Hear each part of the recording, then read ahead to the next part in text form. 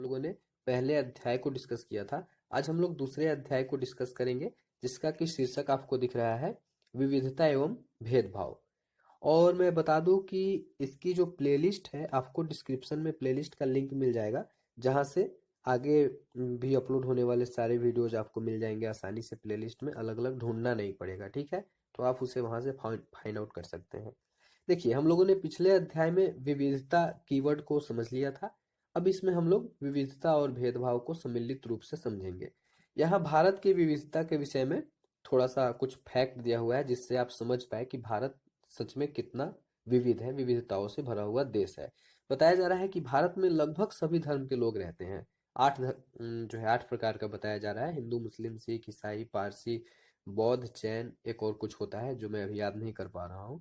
तो भारत में लगभग सभी धर्म के लोग रहते हैं। यहाँ 1600 से अधिक भाषाएं बोली जाती हैं। और कमाल की बात यह है कि जो ये 1600 से अधिक भाषाएं हैं, किसी न किसी की मदर टंग है, या फिर कह सकते हैं मातृभाषा है। आप अब इससे समझ सकते हैं कि भाषा के स्तर पर कितनी अधिक विविधता है अपने देश में। 100 से भी अधिक तरह के नृत्य किए जाते हैं अपने देश में।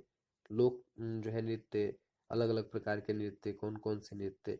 तो ये कुछ फैक्ट दिए गए थे, जिससे हम लोगों ने ये समझा कि अपने देश में कितनी अधिक विविधता है। इतने विविधता के बावजूद भी हम सभी एकता से अपने इस देश में रहते हैं।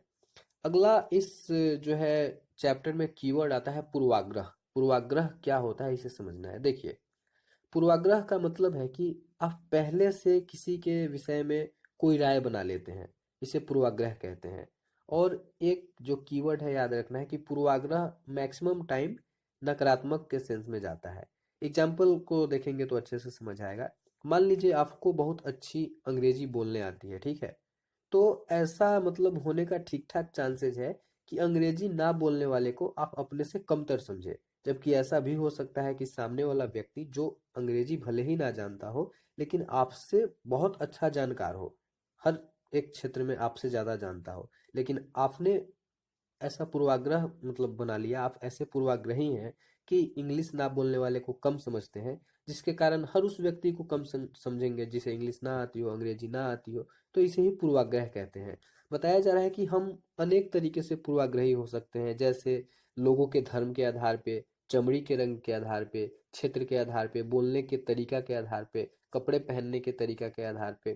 कहने का मतलब, आप किसी खास धर्म को अच्छा मान सकते हैं, बाकी सभी धर्म को खराब मान सकते हैं। या फिर आप हो सकता है कि चमड़ी के किसी रंग को अच्छा मानते हो, तो उससे इतर जो होगा उसे आप अच्छा ना मानेंगे। हो सकता है आप देश के किसी खास क्षेत्र से हो, उसे अच्छा मानते हो, दूसरी जगह को अच्छा ना माने, या किसी खास जगह को अच्छा ना माने। फिर किसी के बोलने का तरीका आपको पसंद ना आए, तो वैसे बोलने वाले को आप अच्छा ना माने। तो ऐसा कुछ हो सकता है। इन सब जो है आधार पे आप पूर्वाग्रही हो सकते हैं, या कोई भी पूर्वाग्रही हो सकता है, ठीक है।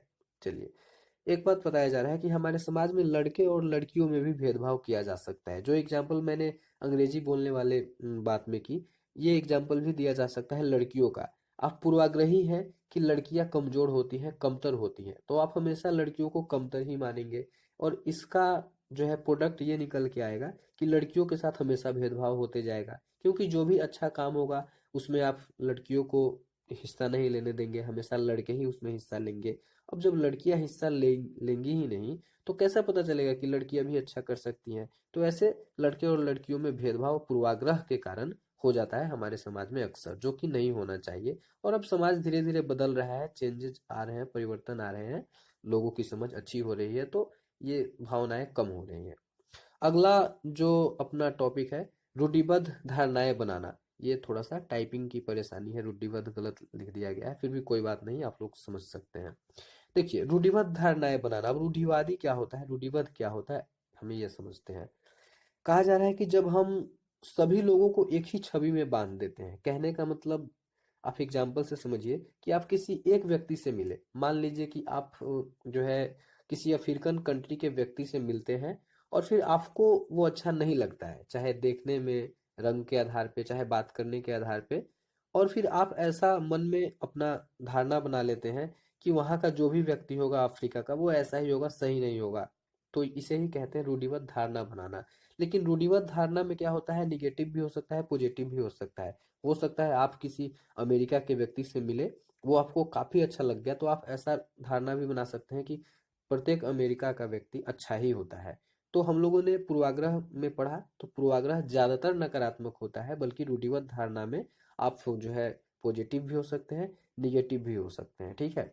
एक फैक्ट बताया जा रहा है कि अक्सर ये कहा जाता है कि मुस्लिम समुदाय के लोग अपने लड़कियों को पढ़ाना नहीं चाहते, जबकि एक स्टडी दिखाता है, एक अध्ययन ऐसा दिखाता है कि गरीबी के कारण ऐसा होता है कि लोग अपने बच्चियों को नहीं पढ़ा पाते हैं। ठीक है। मतलब कि लोग क्या कहते हैं, रूढ़िवाद धारणा बना लिए हैं कि मुस्लिम लोग अपने बच्ची को पढ़ाना नहीं चाहते, जबकि ऐसा नहीं है। बहुत सारे लोगों को परेशानी है, इकोनॉमिकल कंडीशन ठीक नहीं है, जिसके कारण वो अपने जो है लड़कियों को नहीं पढ़ा पाते हैं। आगे का टॉपिक आता है असमानता और भेदभाव। इसे हम लोग पहले भी पढ़ चुके हैं, फिर से पढ़ रहे हैं।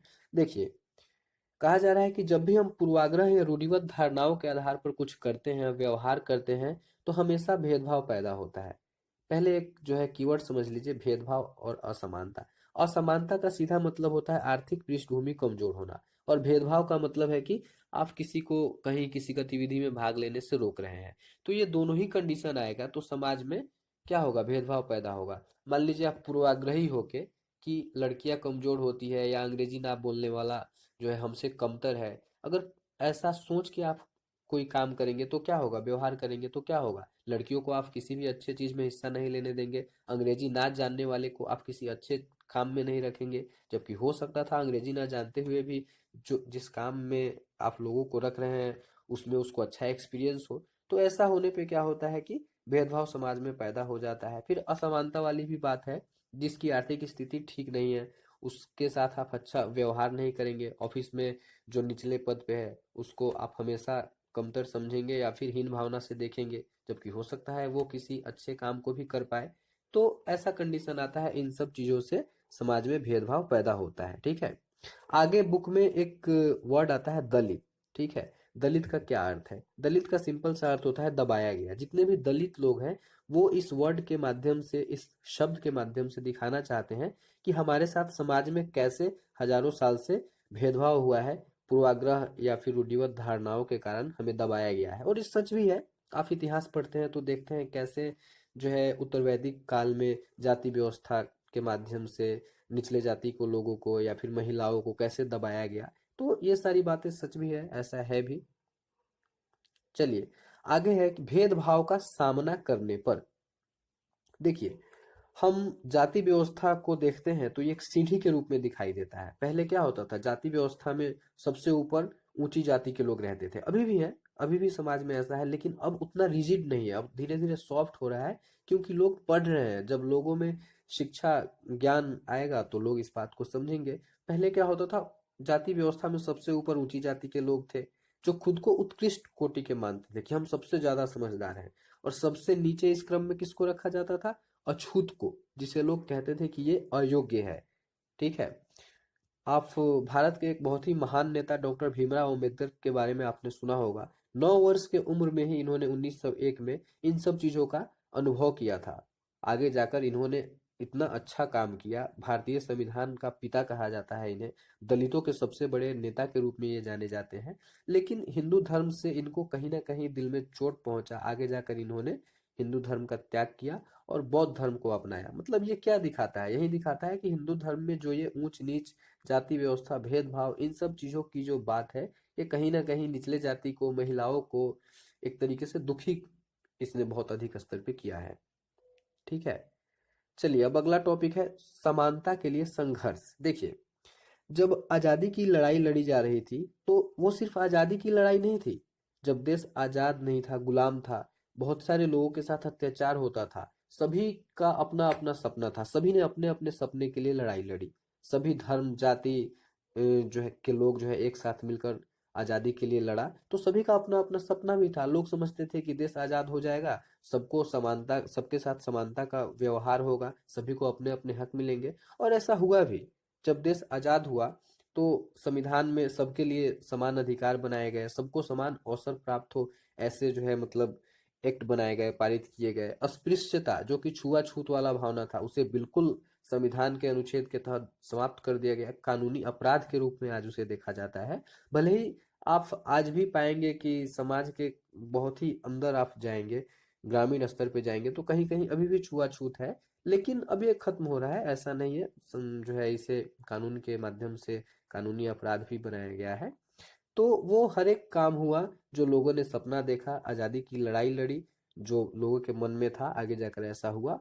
और परिवर्तन होने में समय तो लगता ही है, हजारों साल से जो ये स्थिति था इसको बदलने में एकाएक तो बदल नहीं सकता, धीरे धीरे बदल रहा है, जनरेशन चेंज हो रहा है, नए जनरेशन आएंगे, पढ़ेंगे लिखेंगे, तो धीरे धीरे ये बदलाव होगा और होना ही पड़ेगा।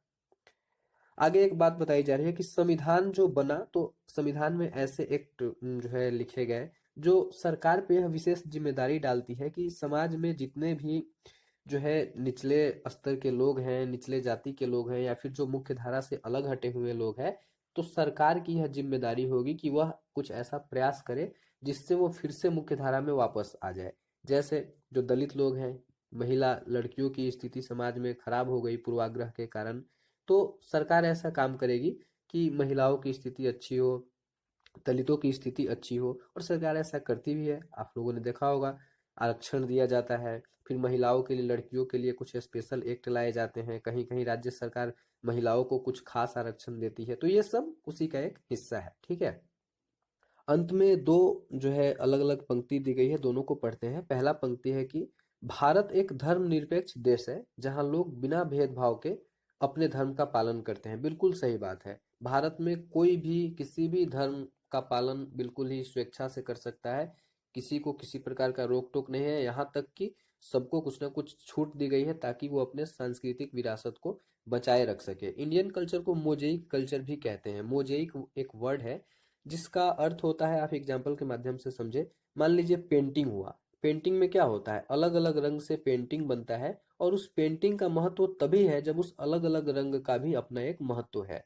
कहने का मतलब, अनेक सारा रंग मिलके एक खास पेंटिंग का निर्माण करता है, एक खास छवि का निर्माण करता है। वैसे ही अपना देश भारत है, अलग अलग कल्चर, धर्म, संस्कृति के लोग मिलकर भारत के छवि का निर्माण करते हैं। ओके, चलिए अंतिम जो वाक्य है यह है कि समानता वह मूल्य है जिसके लिए हमें निरंतर संघर्ष करते रहना होगा। ये भी सही बात है, समानता कोई ऐसी चीज नहीं है कि एक बार संविधान में नियम बना दिया गया, एक बार छुआछूत की भावना हटा दी गई और फिर आप निश्चिंत हो जाइए। अगर ऐसा होगा, फिर से आज न कल असमानता समाज में फैलेगी, क्योंकि जो लोगों का लेवल है वो आगे बढ़ रहा है। हो सकता है कि फिर समाज के कुछ वर्ग इतना पैसा कमा ले, इतना ऊपर चले जाए, फिर कुछ वर्ग इतने नीचे रह जाए।